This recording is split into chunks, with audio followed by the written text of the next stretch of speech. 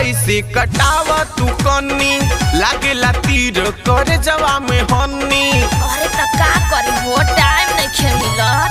हमसे न ऐसे कटावा तू कन्नी लागेला तीर करे जवा में हन्नी। 2 दिन से पड़ल अब ही झीक नहीं खे। ए रजौला हांगा के सर्विस अभी ठीक नहीं खे। ए रजौला हांगा के सर्विस अभी ठीक नहीं खे, बुझला।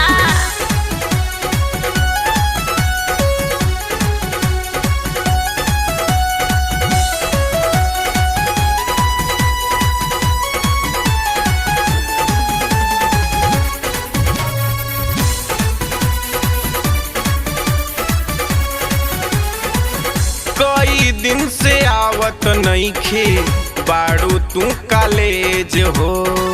ये हबेर गाड़ी नहीं खे देता माइलेज हो। अब तोहसे का बताई। कई दिन से आवत नहीं खे बाड़ू तू कॉलेज हो। ये हबेर गाड़ी नहीं खे देता माइलेज हो। ऐसे तरसावल गोरी ठीक नहीं खे।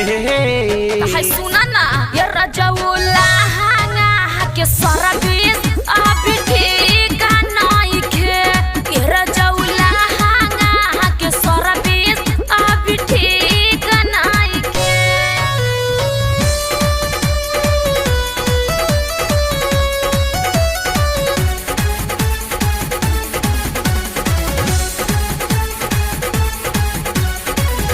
दीपक दीवाना के लागत नहीं खे दिल हो।